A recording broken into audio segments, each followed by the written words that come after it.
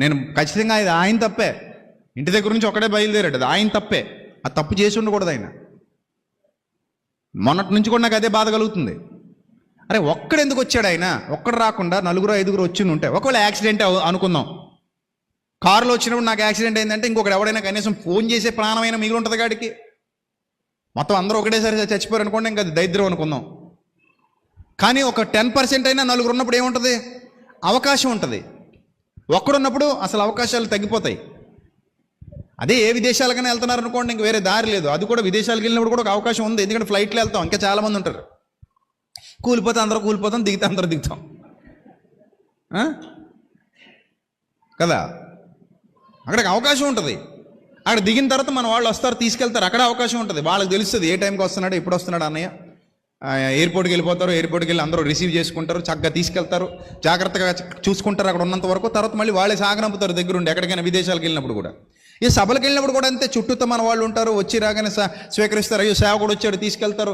సభ అంతా పూర్తయిన తర్వాత చక్కగా పంపిస్తారు. అందుకే ప్రొటెక్షన్ చాలా అవసరం సేవకుడికి, అందరికీ అవసరం. ఎందుకంటే సమాజంలో అందరూ మంచోళ్ళు లేరు, మూర్ఖులు ఉన్నారు, మత ఛాందసవాదులు ఉన్నారు, ఉన్మాదులు ఉన్నారు. ఇది నేను చూసాను తెలంగాణలో అలాంటి ఉన్మాదులు. నేనే వేసేస్తా బుల్లెట్, తగ్గేది లే అట సినిమాను కూడా పెట్టి కాలు చేతులు ఎరగకూడేస్తారు, ఎదవేహాలు ఎత్తే కుర్రదవా. మీ అమ్మ బాబు సరిగా నేర్పించి ఉండరు నీకు. ఏజీ కండ ఉండదు మనుషులకి, చిన్న గుండె, జానడు పొట్ట. ఏం చంపేస్తావు? ఎవరిని చంపేస్తావు? తాడిదన్నేవాడు ఉంటే తలదన్నేవాడు ఒకడు ఉంటాడు. ఎవరిని చంపేయడానికి మనం రాజులం కాదు, మీ తాతగారి జాగిరి కాదు ఇది. ఎవరిని చంపేయడు. అవకాశం లేక చచ్చిపోతున్నారు చచ్చిపోయేవాళ్ళు. అవకాశం ఉంటే ఎందుకు చచ్చిపోతారు? 10 మంది ఉన్నారు, ఎవడు చంపేస్తాడు మిమ్మల్ని? ఇప్పుడు ప్రవీణ్ గారు బైక్లో రాలేదండి, ఇష్యూ లేదు అసలు. బైక్లో రాకపోతే ఏం లేదు, ఇష్యూ లేదు. కారులో వచ్చారు, ఒక 5 వచ్చారు. ఏంటి ఇప్పుడు? కారులో వచ్చారు, ఒక 5 వచ్చారు, చక్కగా జర్నీ చేసేస్తారు. అవకాశాలు అంటే ప్రమాదాలు ఉండొచ్చు, కానీ ప్రమాదపు స్థాయి ఏమవుద్ది? తగ్గుద్ది. ప్రమాదపు స్థాయి తగ్గుద్ది. ప్రమాదాలు ఎక్కడైనా ఉంటాయి, కానీ సపోర్ట్ ఉన్నప్పుడు ఏమవుద్ది? ప్రమాదపు స్థాయి ఆటోమేటిక్గా తగ్గుద్ది. ప్రొటెక్షన్ పెరిగినప్పుడు ఒకరు కాకపోతే ఒకళ్ళైనా వెంటనే ఫోన్ చేస్తారు, ఎవరొకళ్ళు ఫోన్తో చేసేస్తారు. నిజంగానే యాక్సిడెంట్ అనుకుందాం, కాసేపు పక్కన ఇంకో మనిషి ఉన్నాడు అనుకుందాం, ఇద్దరు పడిపోయారు అనుకుందాం. ఇద్దరు పడిపోతే ఈ రెండో వాడైనా ఏం చేస్తాడు? ఫోన్ చేస్తాడు. ఈ రెండో వాడికైనా ఇంట్లో వాళ్ళు ఫోన్ చేస్తుంటారు. వాళ్ళతో ఇతను టచ్లో ఉన్నా కానీ కొంత ఛాన్స్ పెరుగుద్ది. ఇన్వెస్టిగేషన్ కూడా ఈజీ అయిపోయేది. ఇంకొకటి ఉంటే ఇన్వెస్టిగేషన్ ఏమయ్యేది? ఈజీ అయిపోయేది. ప్రపంచం ఎంత అప్డేట్ అయిపోయిందంటే, పలానా వాడు ఇక్కడ కనబడ్డాడు, ఎక్కడ తిరుగుతున్నాడు, ఏం చేస్తున్నాడు, మొత్తం లాగేస్తారు.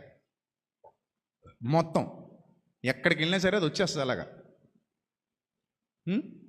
మనిషి ఇలా కనబడ్డాడు అనేసరికి టక్కున పట్టేస్తున్నారు అంతే. ఆ పట్టేసి అంటే మీరు ఆయన కదా మాస్క్ తీయండి అంటున్నారు. అలా ఉంది పరిస్థితి.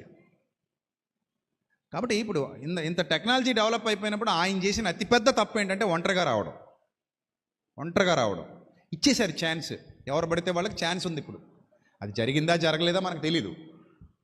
అది హత్య లేకపోతే నిజంగానే యాక్సిడెంటా చూద్దాం. మన అనుమానాలన్నీ చెప్తుంటే ఒకటి నివృత్తి చేసుకుంటూ వస్తున్నారు. కాబట్టి తొందరపడొద్దు అంటున్నాను నేను. తొందరపడొద్దు. మొన్నటిదాకా మాకు సీసీటీవీ ఫుటేజ్ కావాలన్నాం, ఇచ్చారు. ఇప్పుడు అందులో ఉన్న వ్యక్తి ఆయన కాదా అంటున్నారు. అది చెప్తారు, చెప్పాలి. మేము సమాధానాలు ఇస్తామని ఆయనే అన్నారు. కాబట్టి ఇబ్బంది ఏమీ లేదు, ఎవరు కంగారు పడొద్దు. కొంచెం ఓపిక పడితే అవే వస్తాయి. ఈలోగా మీరు ఏం చేస్తారంటే చక్కగా ప్రార్థన చేయండి. మీకున్నంతలో మీ పరిధిలో ఆయన గురించి ఏమైనా నివాళి అర్పిస్తారా? అర్పించండి, తప్పులేదు. మరో సేవకుడికి ఇలా జరగకుండా అందరూ కలిసిమెలిసి ఉండండి. చక్కగా ఒక ఆధ్యాత్మిక వాతావరణంలో సంఘాన్ని నడిపిద్దాం. ఆ కాలానికి ఈ కాలానికి ఉన్న తేడా గుర్తించండి. రాబోయే కాలానికి మంచి పునాది వేసుకుందాం. ఎవరి హక్కుల్ని వారు వాడుకుందాం. హక్కులు లేని కాలం వేరు, హక్కులు ఉన్న కాలం వేరు. ఇప్పుడు మన హక్కుల్ని మనం వాడుకుందాం అంతే తప్ప ఏదో కుక్కిని పేనుల్లా బతకమని ఎవరు చెప్పట్లేదు ఇక్కడ. నీ హక్కు గురించి నువ్వు మాట్లాడు. నన్ను ఎందుకు కొడుతున్నావు? యేసుప్రభు అడిగాడు లేదా? అడిగాడు. నన్ను ఎందుకు కొడుతున్నావు నువ్వు? నేను మంచి మాట్లాడితే ఎందుకు కొట్టావు? అడిగాడు. పౌలు గారు అడిగాడా లేదా? నువ్వు ధర్మశాస్త్రాన్ని అనుసరించి నాకు తీర్పు తీర్చడానికి కూర్చొని ధర్మశాస్త్రానికి వ్యతిరేకంగా నన్ను ఎలా కొడుతున్నావు నువ్వు అని అడిగాడు. సున్నం కొట్టిన గోడ అన్నాడు. ఇంకా ప్రభు ఇంకా అందంగా అడిగారు. పౌలేమన్నాడు?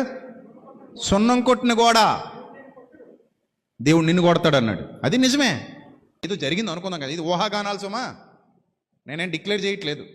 వాళ్ళు నిజంగా ఏదో జరిగింది అనుకుందాం, మడ్రే అనుకుందాం, కాసేపు అనుకుందాం, ఏమో మనకు తెలియదు కదా. తేలేదు అనుకుందాం, దొరకలేదు అనుకుందాం, అక్కడ వదిలేస్తాడు దేవుడు.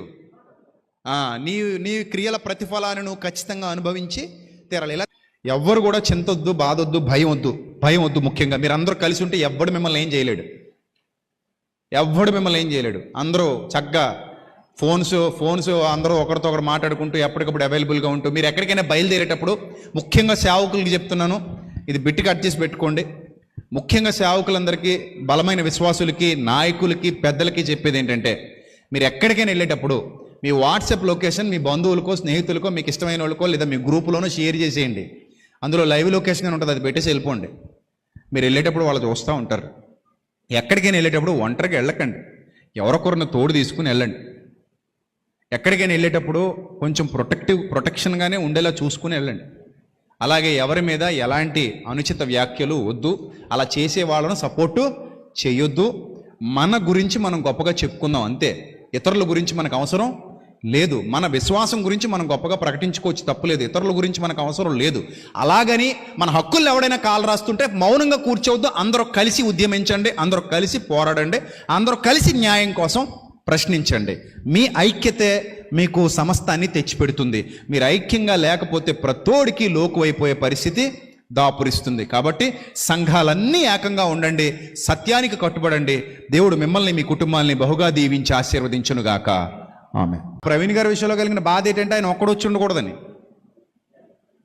నేను ఖచ్చితంగా ఇది ఆయన తప్పే, ఇంటి దగ్గర నుంచి ఒక్కడే బయలుదేరాడు, అది ఆయన తప్పే, ఆ తప్పు చేసి ఉండకూడదు ఆయన. మొన్నటి నుంచి కూడా నాకు అదే బాధ కలుగుతుంది.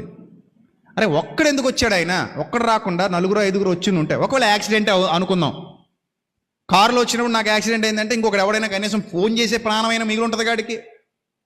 మొత్తం అందరూ ఒకటేసారి చచ్చిపోయారు అనుకోండి, ఇంకా అది దరిద్రం అనుకుందాం. కానీ ఒక 10% అయినా 4 ఉన్నప్పుడు ఏముంటుంది? అవకాశం ఉంటుంది. ఒక్కడున్నప్పుడు అసలు అవకాశాలు తగ్గిపోతాయి. అదే ఏ విదేశాలకైనా వెళ్తున్నారు అనుకోండి, ఇంక వేరే దారి లేదు. అది కూడా విదేశాలకు వెళ్ళినప్పుడు కూడా ఒక అవకాశం ఉంది, ఎందుకంటే ఫ్లైట్లో వెళ్తాం, ఇంకా చాలామంది ఉంటారు. కూలిపోతే అందరూ కూలిపోతాం, దిగితే అందరూ దిగుతాం కదా. అక్కడికి అవకాశం ఉంటుంది. అక్కడ దిగిన తర్వాత మన వాళ్ళు వస్తారు, తీసుకెళ్తారు, అక్కడ అవకాశం ఉంటుంది. వాళ్ళకి తెలుస్తుంది ఏ టైంకి వస్తున్నాడు, ఎప్పుడు వస్తున్నాడు అన్నయ్య. ఎయిర్పోర్ట్కి వెళ్ళిపోతారు, ఎయిర్పోర్ట్కి వెళ్ళి అందరూ రిసీవ్ చేసుకుంటారు, చక్కగా తీసుకెళ్తారు, జాగ్రత్తగా చూసుకుంటారు అక్కడ ఉన్నంత వరకు. తర్వాత మళ్ళీ వాళ్ళే సాగనంపుతారు దగ్గరుండి, ఎక్కడికైనా విదేశాలకు వెళ్ళినప్పుడు కూడా. ఈ సభలకు వెళ్ళినప్పుడు కూడా అంతే, చుట్టూతో మన వాళ్ళు ఉంటారు, వచ్చి రాగానే స్వీకరిస్తారు. అయ్యో సేవకుడు వచ్చాడు, తీసుకెళ్తారు. సభ అంతా పూర్తయిన తర్వాత చక్కగా పంపిస్తారు. అందుకే ప్రొటెక్షన్ చాలా అవసరం సేవకుడికి, అందరికీ అవసరం. ఎందుకంటే సమాజంలో అందరూ మంచోళ్ళు లేరు, మూర్ఖులు ఉన్నారు, మత ఛాందసవాదులు ఉన్నారు, ఉన్మాదులు ఉన్నారు. ఇది నేను చూసాను తెలంగాణలో అలాంటి ఉన్మాదులు. నేనే వేసేస్తా బుల్లెట్, తగ్గేదే లే అట సినిమా అనుకుని పెట్టి కాలు చేతులు ఎరగకూడేస్తారు, ఎదవేహాలు ఎత్తే కుర్రదవా. మీ అమ్మ బాబు సరిగా నేర్పించి ఉండరు నీకు. ఏజీ కండ ఉండదు మనుషులకి, చిన్న గుండె, జానడు పొట్ట. ఏం చంపేస్తావు, ఎవరిని చంపేస్తావు? తాడిదన్నేవాడు ఉంటే తలదన్నేవాడు ఒకడు ఉంటాడు. ఎవరిని చంపేయడానికి మనం రాజులం కాదు, మీ తాతగారి జాగిరి కాదు ఇది. ఎవరిని చంపేయడు. అవకాశం లేక చచ్చిపోతున్నారు, చచ్చిపోయేవాళ్ళు. అవకాశం ఉంటే ఎందుకు చచ్చిపోతారు? 10 మంది ఉన్నారు, ఎవడు చంపేస్తారు మిమ్మల్ని? ఇప్పుడు ప్రవీణ్ గారు బైక్లో రాలేదండి, ఇష్యూ లేదు అసలు. బైక్లో రాకపోతే ఏం లేదు, ఇష్యూ లేదు. కారులో వచ్చారు, ఒక 5 వచ్చారు. ఏంటి ఇప్పుడు? కారులో వచ్చారు, ఒక 5 వచ్చారు, చక్కగా జర్నీ చేసేస్తారు. అవకాశాలు అంటే ప్రమాదాలు ఉండొచ్చు, కానీ ప్రమాదపు స్థాయి ఏమవుద్ది? తగ్గుద్ది. ప్రమాదపు స్థాయి తగ్గుద్ది. ప్రమాదాలు ఎక్కడైనా ఉంటాయి, కానీ సపోర్ట్ ఉన్నప్పుడు ఏమవుద్ది? ప్రమాదపు స్థాయి ఆటోమేటిక్గా తగ్గుద్ది. ప్రొటెక్షన్ పెరిగినప్పుడు ఒకరు కాకపోతే ఒకళ్ళనే వెంటనే ఫోన్ చేస్తారు, ఎవరొకళ్ళు ఫోన్తో చేసేస్తారు. నిజంగానే యాక్సిడెంట్ అనుకుందాం, కాసేపు పక్కన ఇంకో మనిషి ఉన్నాడు అనుకుందాం,